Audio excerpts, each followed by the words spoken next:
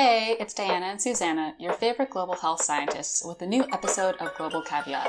On today's episode, we'll talk about identity, medical school, politics, ethics, and so much more. But first, we want to thank all our supporters who make Global Caveat possible. Global Caveat is a listener-supported podcast, which means we appreciate any amount or form of support you can give us. We do have a Patreon page on our website, and just for $1, $3, or $5 a month, you can become a patron.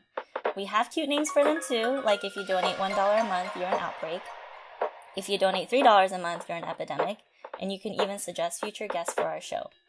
If you like what we do and you love our guests, please leave us a review, subscribe, and share the knowledge. And speaking of knowledge, let's dive into today's episode where we get a little bit philosophical with Daniel Mason Gonzalez, a third-year medical student with a background in international relations.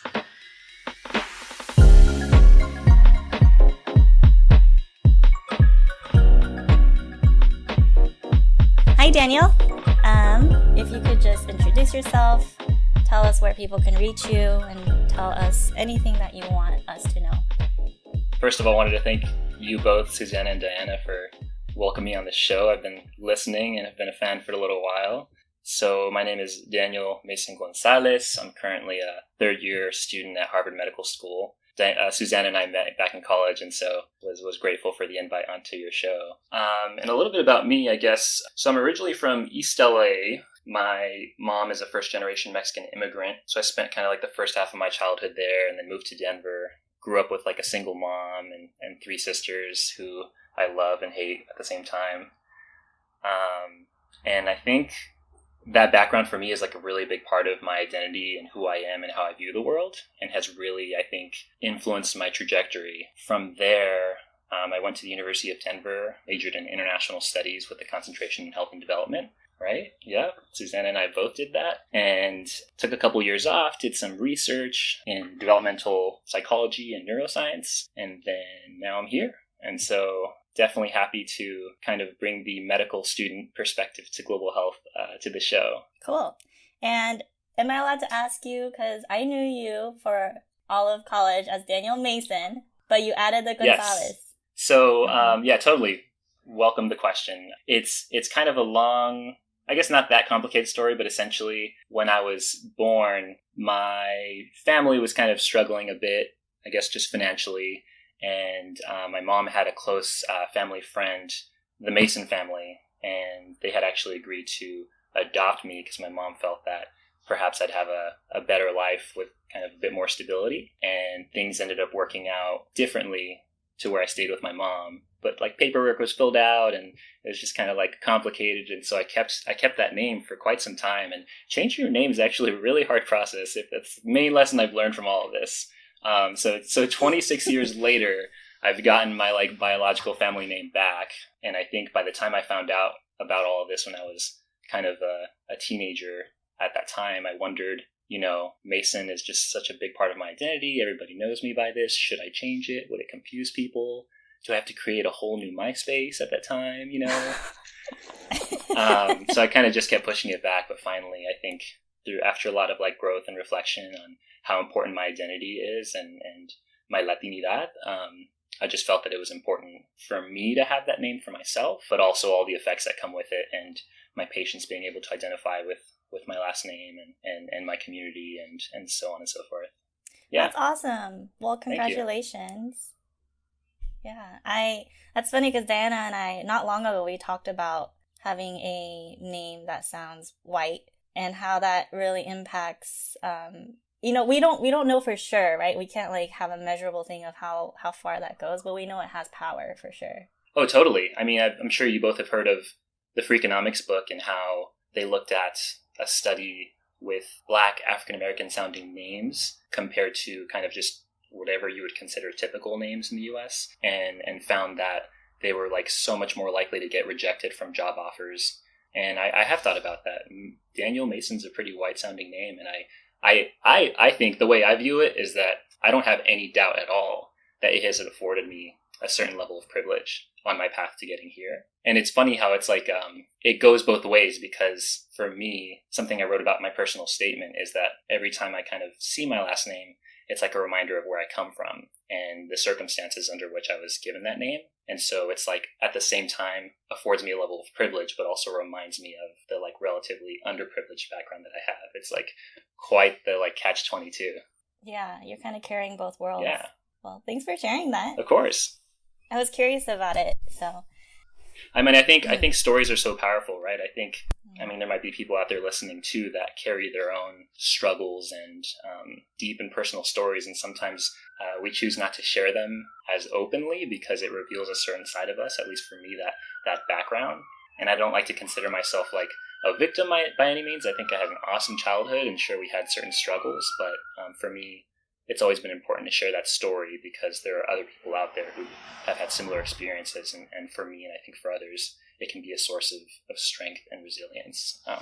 So you said you wanted to kind of talk about your journey to getting to med school and how that was for you. And I'm sure it has a lot to do with your identity as well. Totally. Where to start? I mean, I didn't have like Doc Stuffins, or what's that show called? Doc McStuffins? Doc McStuffins. Yeah, there's like a kids show with a little doctor. Didn't have anything like that growing up, so it's not where it started. But for me, in high school, I took kind of like an aptitude test, and I did fairly well in school. I had an awesome older sister who would kind of like tutor me and teach me things, and so I really give her a lot of credit. And I took this like aptitude test and put in my like personal characteristics or just answered a bunch of questions, and it spit out these like careers that it might see me going into, and one of them was doctor, and I was like, oh, that sounds cool. So that was maybe like an early inkling of thinking about it, which I mean it's pretty important. I mean, if you go your entire childhood without hearing someone or something say that you have the means or you could become a doctor, so that was cool. Did some volunteering at a hospital, and then I was involved in this club at school called the World Affairs Challenge in Denver. And this is this really cool thing where we would like put a team together in our high school and plan at the end of the year to go compete with other schools. And the components were like a current events test. We would put on a skit, some like little kind of acting theatrics type deal. And the goal of all of this was just to learn about international events and to become more aware of what's going on around the world. And just through this experience, I learned a lot about ongoing conflicts and kind of the state of the world. This was like 2006 through 2010. So, ongoing conflicts in sub-Saharan Africa and famine and just crazy things all over the place. And I think that was when I first started thinking about how we might be pretty privileged here in the US with what we have. And so this kind of led to me thinking international studies might be a good major when I got to college. And I was already kind of thinking about medicine at that point and did a little bit of traveling to like Central America with an organization called Global Brigades. And that was such an interesting time for me because coming from like, an underserved community in East LA, I did think of myself as like underprivileged in the US, and then I saw extreme poverty for the first time, and it was jarring because I realized how relatively privileged on a global scale I was. I don't know if you guys have ever experienced anything like that. Yeah, I did when I went to Uganda. Yeah, I guess I think you worded it really nicely because I think people sometimes think of privilege as this binary too, where it's like you either have it or you don't. And it's like, no, there's spectrums. And depending on what you're really talking about, we have privilege in some areas and then we're underprivileged in other areas. Exactly. And it's all relative to the context we're talking about. And also just to add to that, I mean, there's also definitely areas where we assume that we have privilege relative to other countries simply because of like our country's GDP or like the resources we have access to. And like, there's definitely like tons of happy people that don't have like plasma screen TVs and like cars and stuff like that. So not to create that dynamic, but more so in examples of like extreme poverty to the level of not having access to steady sources of food or clean water or basic health is really what I think of, which many people in the global health community think of as basic human rights. And so more so that dynamic, because I know we also don't want to fall into the trap of thinking of ourselves as superior to like quote unquote developed or third world countries, which is problematic in itself. And I know you guys kind of discussed that in a previous episode. There's so many problems. No. So when did you decide for sure you wanted to apply to med school? Ooh, that's a great question. I was listening to your guys' podcast earlier today, actually, and I remember you talked about organic chemistry. and how tough of a class that was, I sympathized with you. Thankfully, I made it through organic chemistry, though that was a trying time for me too. And kind of throughout that process of taking those really tough pre-med classes, it pushes you to the extent of thinking like, is this really something I want to do? Because I'm kind of signing up for like, quite a number of years more of this, all these exams we have to take. And really what it took for me was to take a step back and think about like big picture what I wanted in terms of like values and goals for my career. And what it came down to was like trying to find something that combined important things to me, like developing personal relationships. You like so kindly dubbed me a networker. And I really do love kind of personal relationships with people, medicine as a career where you're like a lifelong learner and kind of continually challenged intellectually. But also a part of it too was me thinking about, having had this background of learning about global issues from the World Affairs Challenge and then in our international studies major, and just really learning some like messed up stuff about how much inequality and injustice there is in the world. I just thought to myself, like, how can I put myself in the best position to incite change? And I think a reality that I recognized was that physicians are like held in a high regard and they're well compensated. And I thought to myself that perhaps my contribution to addressing injustice could be to leverage that, my resources that would come of that career, and to leverage that towards inciting change and addressing inequity and injustice.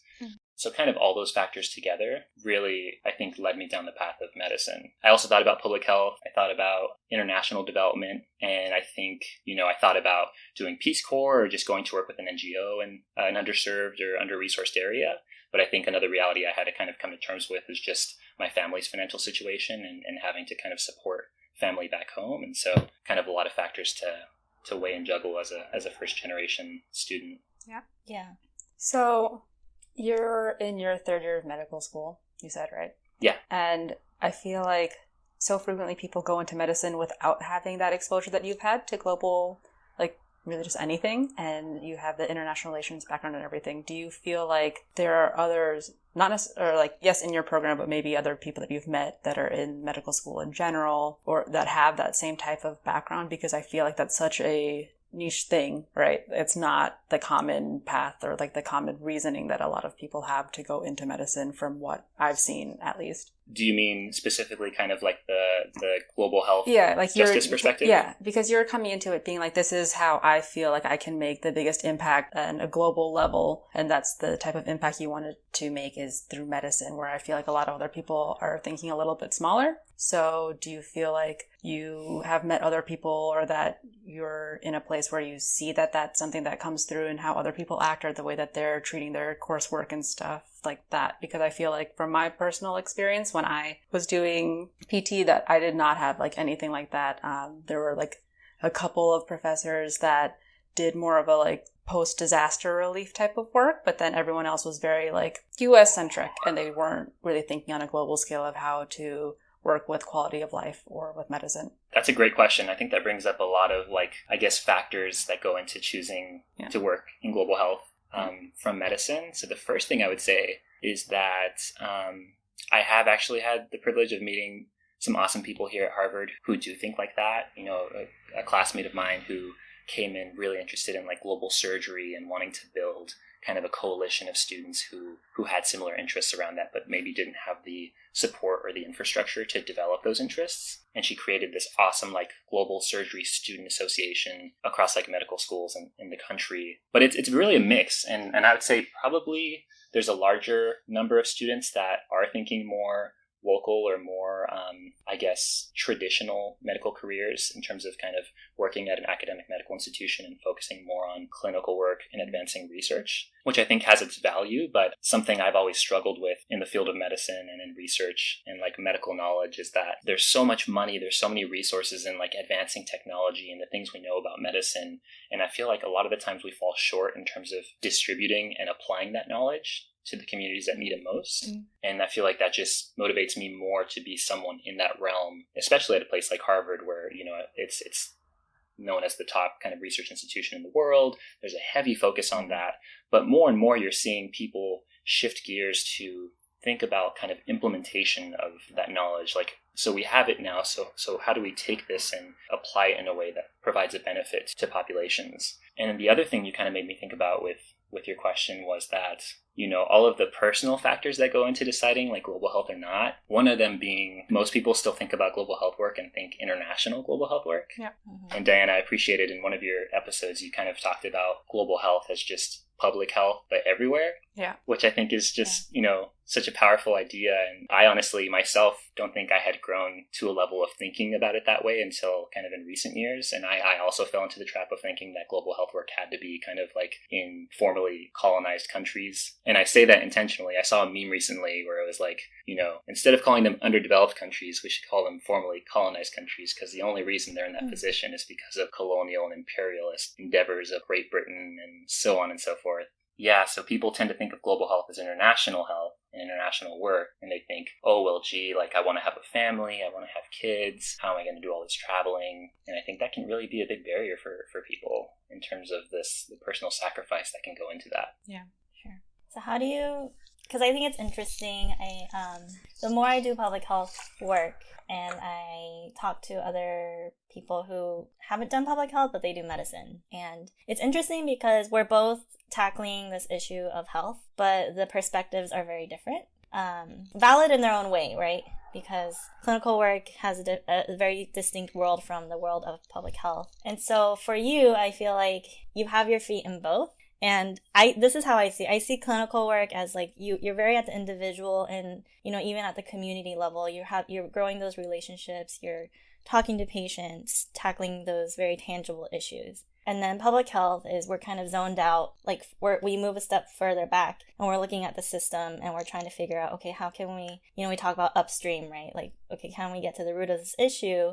And that's what we do. We do prevention work. So then for you, as I love what you said, you're trying to leverage this very powerful position as a physician, but also kind of come it from that more systematic perspective. And how do you carry those two things? And how do you see yourself, 5-10 years from now doing that kind of work with both worlds? That's an awesome question. That reminds me of a story that someone told us one time. I can't remember who. It was like this, the problem of the river. I don't know if you've heard this, where you're like near a river and you see all these people drowning and floating by, and you have one approach where you can like try to save as many people as you can by snagging them out of the river and bringing them to safety. And then there's the approach where you think, well, who's throwing these people in the river?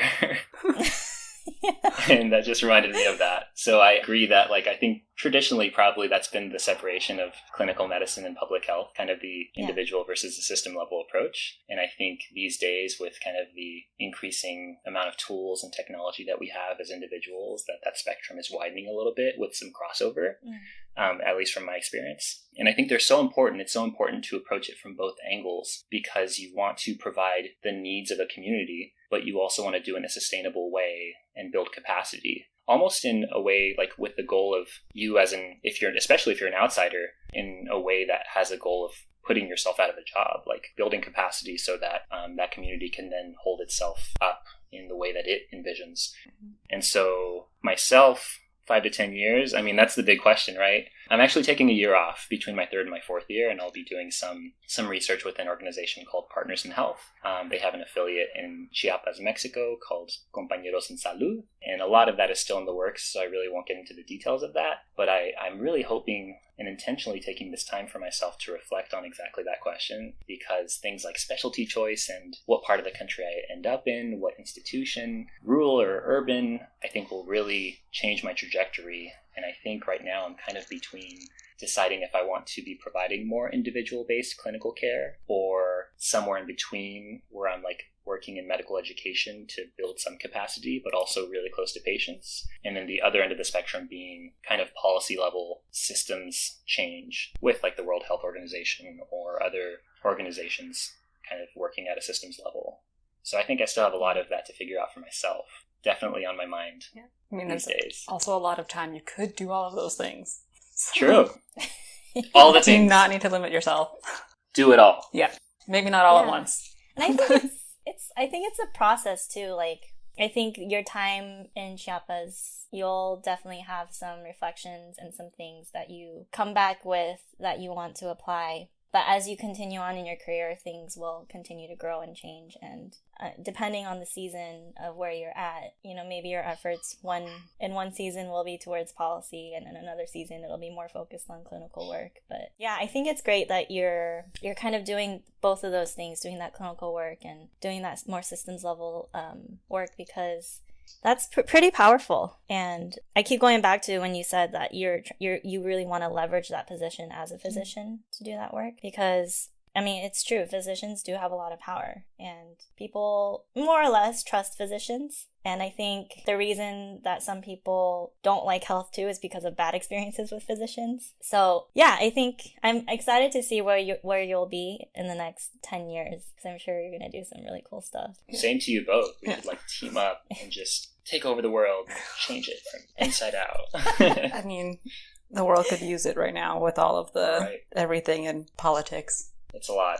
Yeah. A lot's going on these days. It is a lot. But anyway, speaking of the power that physicians have in particular, how do you feel about you're going to go do this work with PIH, and we don't talk about that in specifically, but any type of work that any physician or medical student does where they're going to another country, how do you feel about the ethics that goes behind that, what you're doing, and you're going into those places, and you as a physician or almost a physician are coming into a place where you have a lot more power than the people that you're working with? Yeah, it's a really great question, and something that we actually talk about as part of our curriculum. We have 2 courses that are both titled Essentials, and part of this course integrates social medicine and ethics, and we actually had this course on ethics and global health that challenged us to really think about that, because I think we as medical students who typically will do a research project, a decent number in the US that will do global international work with that research, there's a potential to cause harm with that. And so we did this awesome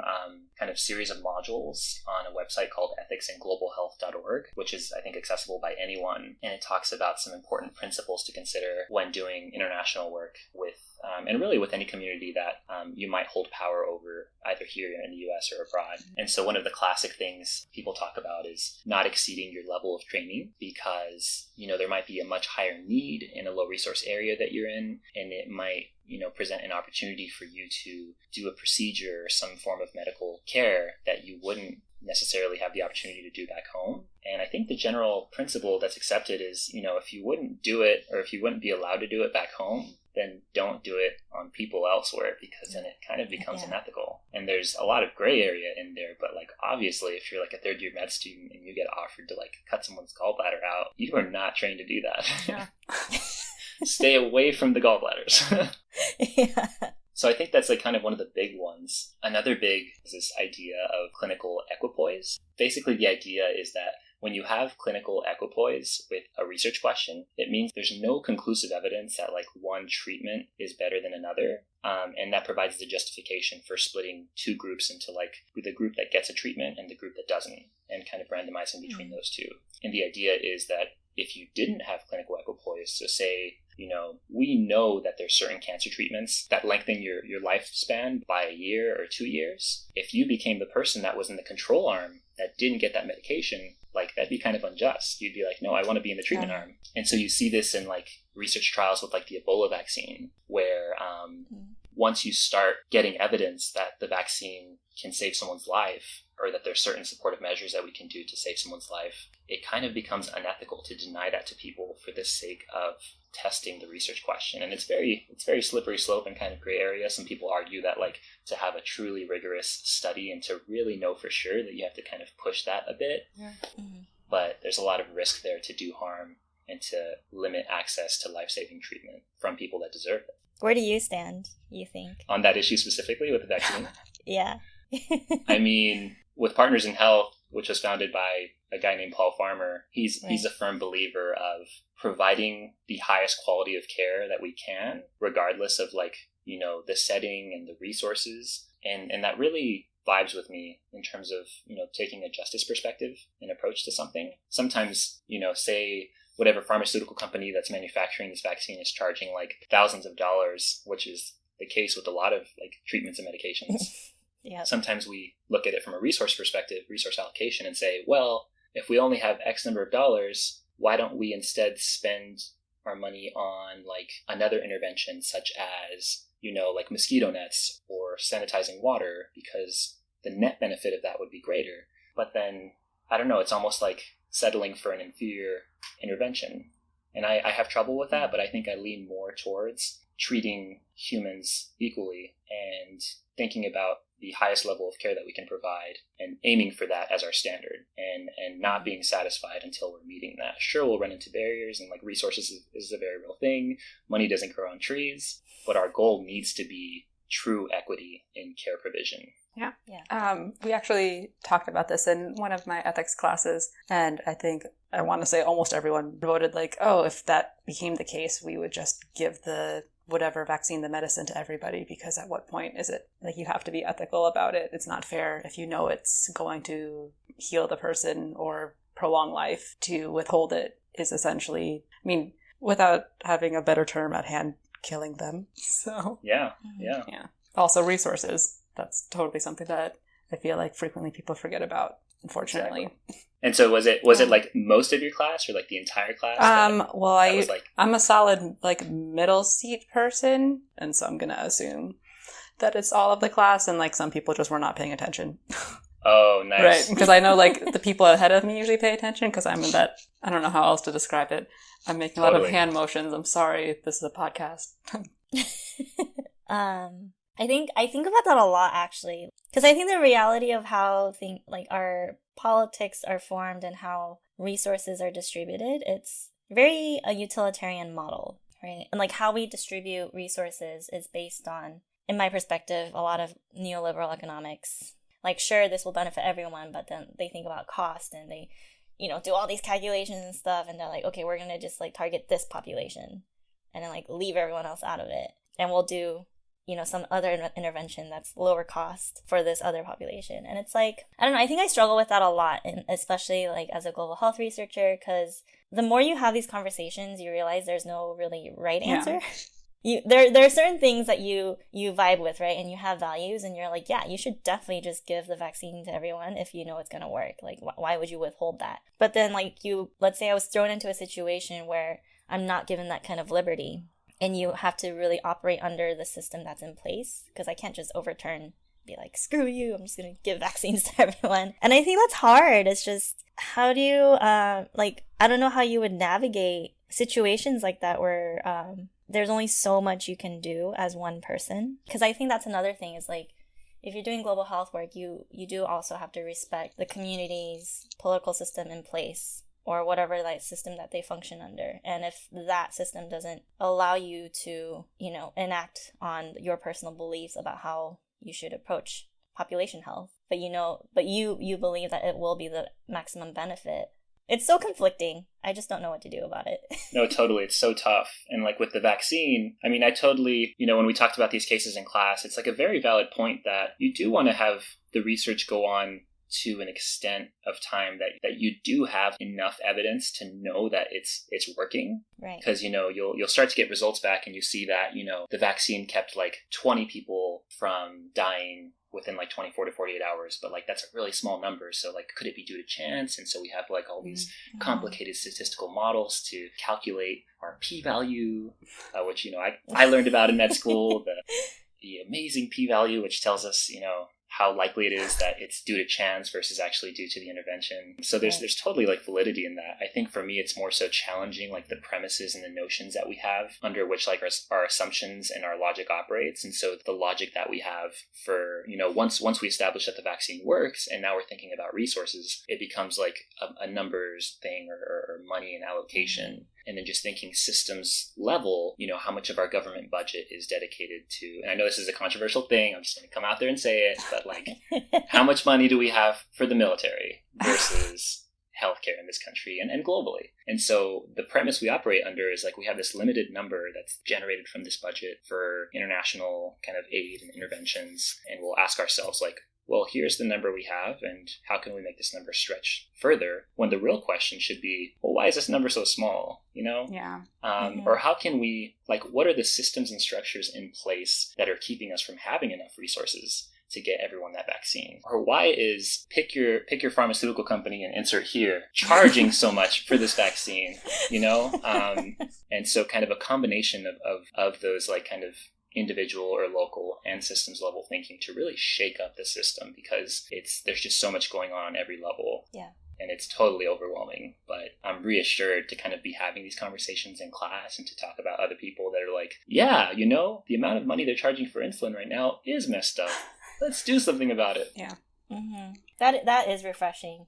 It's nice when you have people that agree with you on that kind of stuff. Yeah. But it's also like we all have to remember, like, yes, while we have people that are agreeing and talking about it, that doesn't necessarily represent the majority, because as we've seen in election after election, I mean, okay, everywhere we're seeing is going on the same trend. Right? Like so many people are removing access to different things. And like you were saying before, even if you weren't necessarily trying to talk about specifically the US and the spending on the military and everything, the fact is that like we spend less on public health, we spend less on international aid now. And it's like quite obvious. It's not even like it's not a controversy or anything. It's literally been done and it's been in the news, right? Yeah. It's not there. So... yeah. I think what's interesting is, so I went to a dissertation defense last week or earlier this week, and one of the audience members, she said something really interesting that I've been thinking about. And she was saying, you know, in public health work and even in medicine, we're always taught to be impartial about everything, right? And it's always do no harm, you know, just try to provide health for everyone, regardless of who they are, where they come from, all that stuff. But then she said something that really struck with me. And she's like, but structural violence begets individual level violence. And so as public health practitioners or even medical practitioners, is it really possible to be impartial to politics? Because everything is political. And so she's like, especially as public health practitioners, if we know that and we continue to acknowledge in classes that, yeah, systems level thinking, and we understand that it's not just the individual level, there's structural things that are going on that's affecting population health, then don't we have to take a political stance on some things and get involved in politics? And that was the big question that she put out. And she's like, it's not reflected in coursework where necessarily we're not really taught how to become political agents or advocates or do advocacy work. Like we're not really taught that. We're taught to talk about it and then talk about how to be a researcher, how to be a practitioner, but we're not taught necessarily how to be an advocate. And I've just been thinking about that, and I was like, you know, that is so true and so insightful, because I could talk about all the world's issues that make me angry for days. But then when we start talking about, okay, how can we be an advocate? I mean, that's the real challenge, right? Totally. Yeah. Yeah. I mean, I think that's where the intersection of how public health really brings together so many different professions comes into play. Just because, like, the nonprofit I work with, we have EdDs, MDs, PhDs, JDs. Like, we have everyone on staff, right? We can't do a whole lot because we have asylum seekers. That's the population we work with in the U.S. In other countries, we have, like, survivors of violence, people that are HIV/AIDS things, single mothers, just like all of those different types of population, vulnerable populations specifically. And without having the combination of all of the different perspectives, you wouldn't really be able to do anything. Like it has to be collaborative. Mm-hmm. Yeah, absolutely. We have to kind of support ourselves in that endeavor as well, because often it's almost in the institution's best interest to kind of keep us apolitical for a lot of reasons, and often because the quote-unquote right thing to do or the just thing to do might come at a cost for an institution, such as, you know, something like single-payer healthcare. But yeah, it's tough because then you think about examples like in the Syrian civil war, where traditionally like Red Cross volunteers or medical professionals are supposed to be truly impartial for the purpose of being able to provide care in any situation without being targeted. And so I know that, you know, we get talked to about the importance of being impartial for that reason, so that medicine remains kind of an independent profession. But I kind of agree that, you know, if the focus of medicine and the focus of our job as physicians is to improve and increase the health of our patients, there are explicitly political barriers in our way of being able to do that, such as access to healthcare, the way we pay for healthcare, everything that's going on with access to abortion care and reproductive health for women right now. It's pretty much impossible to stay apolitical when I've got a patient in front of me who needs an abortion because, I mean, for any reason, including if she just simply is not ready to be a mother. And we have a group of 25 white male politicians telling me as a physician that I can't do that. So it is really difficult. And there's kind of like competing interests there in terms of keeping the profession independent versus doing what's best for the patient. And I don't know that I have a right answer to that, but kind of going back to my view of leveraging the privilege and the power that comes with being in the position that I will be as a physician is to side with the communities and the individuals that are impacted as opposed to siding with the system. But I think it's kind of a case-by-case basis kind of thing. Yeah.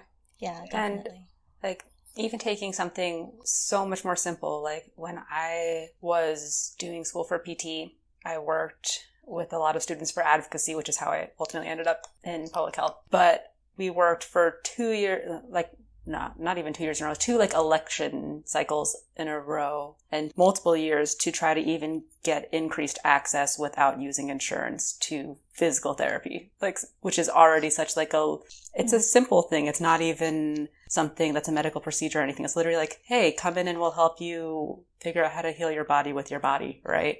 And it already took multiple times, multiple lobbying to different people, and like a combination of PTs at various like levels of education and lawyers to just get it to increase all of 7 days, like to a month. Wow. Yeah. So like even something that's like so simple and seems so like logical, all these other access, like it takes so long to get increased access, but it's so fast for them to take it away, which I think is like shocking. Yeah. Right. So it's just going to be such a long process to have to do it. And I'm glad that like there are people like you that will be able to help pioneer that and push that through in the future. But it sucks that we have to go through that. Yeah. Yeah, it really does. It really does. I'm a huge fan of physical therapy. I agree. We should have better access to PT. Yeah, but also better access to everything. Yeah, true that. That is true. Everything. Daniel, so you... correct me if I'm wrong, you identify as Latinx. Yes. Okay. So if you don't mind, I would like to ask a little more about that in relation to the field that you're in. So I know you mentioned earlier on that, you know, your identity is very important in terms of like the communities that you wanted to help and then just kind of shaping your thoughts and your values as you grew up, 20 something years.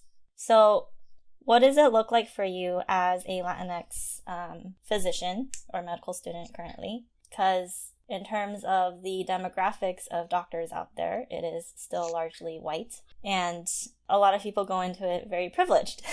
Like their families are doctors. So they kind of go into the field following, their parents' footsteps. So I know for you as a first generation, it must be a pretty big deal, right? Yeah, I would definitely say that. I think my identity has really impacted the kind of experience I've had in life and in medical school.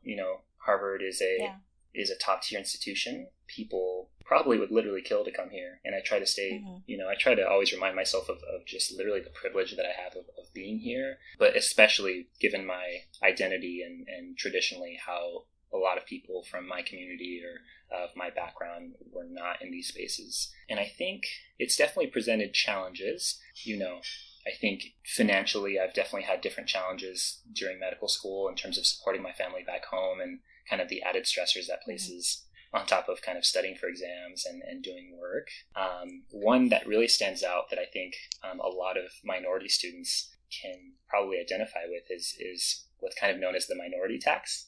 And it can be interpreted many different ways, but I think of it in the social justice space that we have here at school, where there's a lot of kind of like advocacy and activism and work being done to do exactly these things that we're talking about, to kind of change the system, both within the medical school as an institution, within our hospitals. And often that work falls on the shoulders of minority students who are the ones who are sometimes most affected by it, but now have the added workload of doing that on top of their studies. Yeah. And I've talked about this with classmates who also identify as Latinx or minority or people of color. And we kind of would like vent with one another over the frustration of I just thinking about how nice it would be to just not have to worry about these things, to be able to just study for class and go to the gym and fall asleep, nice sound and count the sheep and everything's all happy. But really in our world, it's not. And when you hear on the news that the Trump administration is enacting immigration policy that literally affects your family members, and community members and people that you care a lot about, it creates a level of stress that you just, you can't ignore. You don't have the privilege of not thinking about that because it so directly impacts you. So there's definitely been, I was a first year in medical school when the election happened, and that was like a rough time a lot of my classmates that were affected by the policies that were to come, we could not focus, as I'm sure a lot of the people in the country felt. And on top of that, I think just in general, on a day-to-day basis in class or in the hospital, being able to relate to others and find mentors who have similar backgrounds as you, or, even with things like going into global health and thinking about doing international global health work, it's like that much harder to find a minority mentor who comes from a low-income background that can understand the factors that I have to take into consideration, such as supporting my mom with my income as a physician and supporting other family members, which some others don't have to think about. And so definitely creates challenges, but I also remind myself of the strengths that it has given me in terms of being resilient and the voice. Though I don't think any person should ever have to speak for an entire group of people, the opportunities that it's provided me and other minorities to be a voice for a voice that has not traditionally been in that space. And to be the one in class that raises their hand and says what did you mean by that? No, I'm going to ask this, and it may or may not apply to you, but I wonder if you've ever had an experience where people insinuated that you got into Harvard Medical School because you're Latinx. Because that's very, you know what I mean, right? Because not whether you're Latinx or whether you're Black, or I think Asians are a different kind of thing because there's a lot to unpack there, but people will be they insinuate that you got in not because of your actual talents and that you worked hard and you're brilliant, and they're like, oh, you're a minority, of course you got into this school. Do you think you've ever kind of received that kind of attitude, or I don't know, in your experience? I've been fortunate to not experience that. I've definitely heard of classmates who identify as Black or African American, and it's unfortunate. There's been a lot going on, in the media regarding affirmative action with the trial against Harvard. A lot of thoughts that have been shared regarding that. And then you definitely kind of alluded to a controversial issue about Asian Americans and Asians in medicine that are not considered underrepresented within medicine. Because proportionally speaking to the percentage of Asian Americans in the population at large versus those that are in medicine, the number of medicine is actually a bit higher. And so it creates this dynamic where in society at large, Asian Americans are minorities and they do experience discrimination and suffer from structural violence. And then even within, Asian is such a pan label, right? Yeah. I know. It's what are you talking about when you say Asian? How many countries and ethnicities and how much diversity just goes into that label. And I think the admissions office somewhat maybe makes up for that by also considering other things like socioeconomic status and, sexuality, gender identity. But yeah, I've been fortunate to not experience that myself, but it's a very real thing. And it's a hot topic, the issue of affirmative action. I think what I would say myself, I never pictured myself at a school like this. I was almost aversive to it because I thought of Harvard being this ivory tower snobby place, which sometimes it kind of is. But I was so pleasantly surprised when I came here for Second Look, which is after you get admitted, they really roll out the red carpet and kind of try to talk you into it. And I met these awesome students who were really into building community and social justice.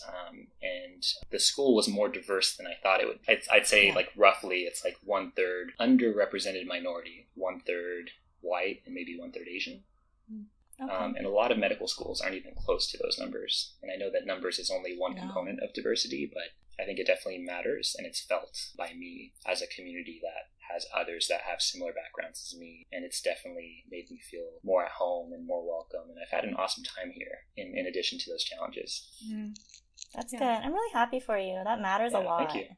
Well, before I ask my next question, Daniel, did you have anything else that you wanted to talk about or address? I guess just kind of continuing off of that last question, I've thought about that myself. I think you guys have mentioned imposter syndrome in other episodes, and it's so real. It's so real, I think, probably in any field, we talk about it a lot in medicine and in medical school because it can just be so difficult sometimes to not like compare yourself to others and to not think to yourself like, am I good enough? Do I belong here? And I've definitely had thoughts to myself of thinking about whether I'm cut out for this. I've definitely struggled a lot in medical school, and I always come back to giving myself credit for the strengths that I do have. And though I may not have the highest like MCAT or Step 1 score, though I may not know the pathophysiology of every single disease to the T, I think there are a lot of strengths that I bring to the table that are based on my background. You know, I have a passion for doing what I want to do, and that in itself is unique, and it's such a strength. And I think we have to remind ourselves of that in situations of self-doubt, because it's equally important to have people like that in medicine, especially people that represent diverse backgrounds and that will go into the kind of work that is needed, such as working with underserved communities or working in areas of extreme poverty. Because I think it's no secret that the people who score the highest on the MCAT aren't always the ones that want to do that kind of work. So it's important to balance it out. They want to go into dermatology. That's what they just want the best skin ever. But I already have that, so I don't need to do that. JK. I did do a charcoal mask last night with my sister, though, so I feel oh, there you go. My self-care this weekend has been on point. Your skin looks great. So I was going to ask you, and you kind of touched on it, actually, so it's good that you mentioned it. So given everything we've talked about, who you are, your path, your identity, if you could give words of advice to future people who want to be in your position, what are some things you would want to tell them? Oh, that's a great question. Free consult for all our listeners. I hope you're still with us, guys, because this is where it gets really good. You should drop in your Venmo. $5 per word.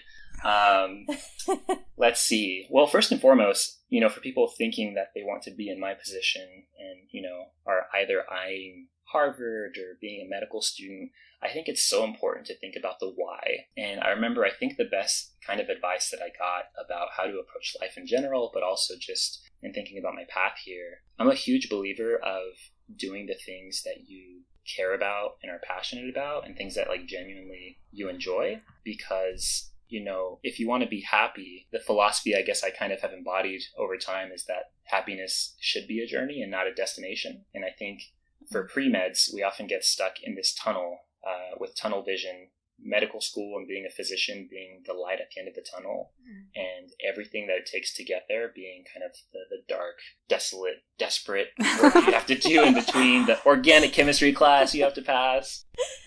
And I really don't think it has to be that way. And I think my story and my path is kind of a testament to that, because I literally remember, so Susanna and I, you know, we both were involved in student orgs on campus in college, and we're both kind of peripherally involved with the Center for Multicultural Excellence on our campus. And I had a work-study job there, and I loved it. I loved working in diversity and inclusion.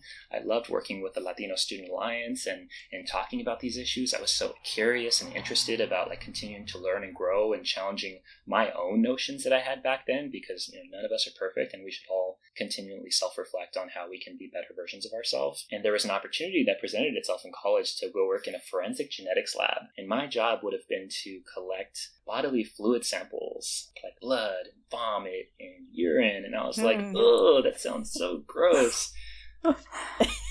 And I knew like it had been kind of hammered into my head that like basic science research plus good grades plus good test score equals medical school. And I was so troubled because I loved my job at CME, the Center for Multicultural Excellence. And I like remember making a decision to myself to do what I cared about and what I was passionate about. So I turned that position down. Luckily, I was still able to get some research, but it was more like within the area that I was passionate about, which is like social determinants of health, and did developmental psych research and neuroscience research with first-time moms, looking at the relationships between poverty and stress and emotion regulation and like parenting. And I got to work with little babies. They're so cute.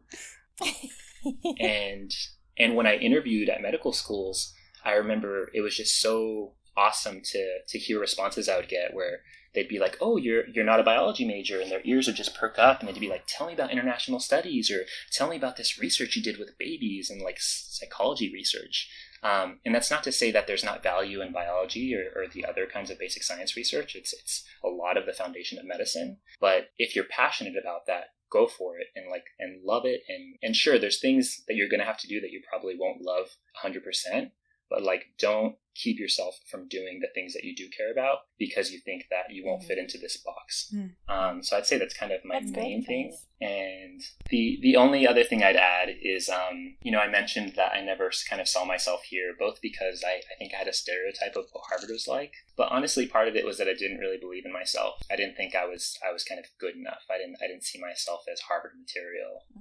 And I remember it was actually the last application that I submitted. And I had gotten kind of like a letter from the school saying that I kind of fell within like their range of test scores and that I should consider applying. And that opened my mind to the possibility. And I think in thinking back to like me possibly not submitting that application because I didn't believe myself, it just blows my mind that was all it would have taken for like none of this to have happened. And so I think it just highlights the power of like believing in yourself, because that's the first step for anything to kind of manifest. And I know that not all of us have the privilege to be told, that something is possible, or to have someone that believes in us and instills that sense of confidence. I guess I would just empower people to believe in themselves and to think big. Even if you fail, even if you don't make it, that'll keep you from 10 years down the road, 20 years down the road, wondering like, what if? And if you fail, like, just get back up and keep pushing, because I'm also a firm believer of hard work paying off, even though we live in an unequal world and it doesn't pay off the same for everybody. All those caveats. I know. Global caveats, hashtag. I think you answered my next question perfectly, because I was going to say, Diana and I, we talk a lot about selling ourselves, and how, especially as people of color, we struggle with that, because we're always told that maybe not necessarily verbally, but just how we go through life, we feel like we don't belong in a lot of spaces. And so, like you, even conceiving the idea of possibly going to Harvard, it's like, ooh, would I even belong there? Am I Harvard material? Whatever that means, right? And even for me, applying for a PhD was like, am I even PhD material? And I think that's such a steep learning curve to learn how to sell yourself, right? And I think it's one thing to like try and learn to believe in yourself, which is a constant struggle, but then creating that into actually selling yourself and saying like, pick me because I'm just as smart and just as brilliant, maybe even more brilliant because I have more perspectives that maybe these other candidates don't have.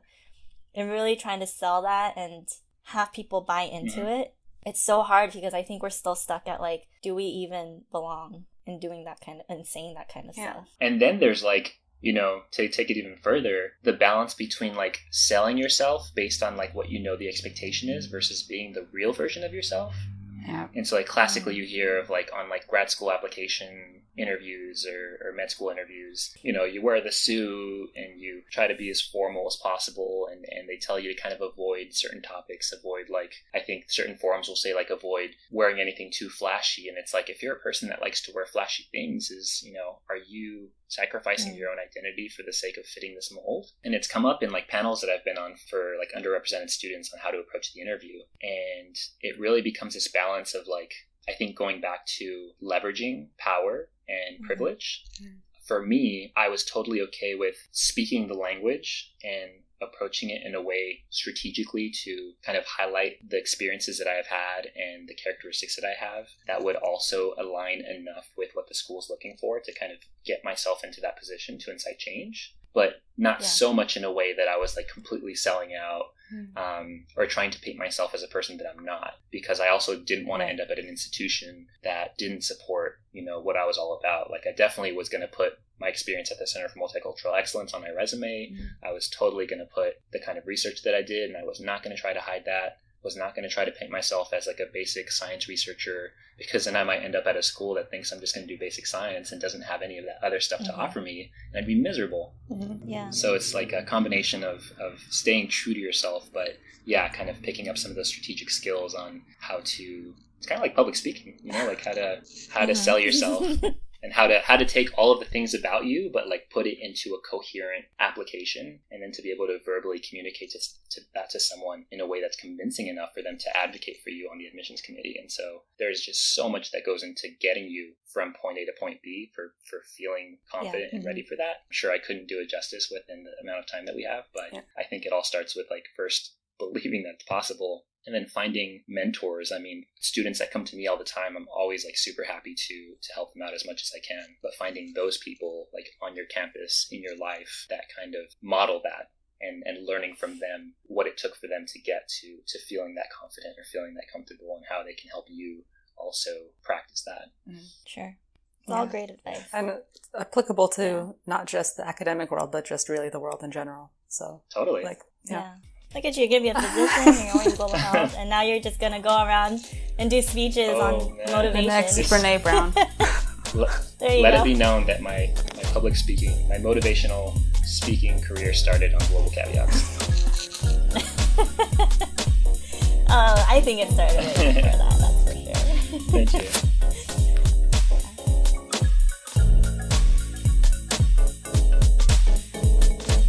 And that's the episode. Thank you so much, Daniel, for talking with us.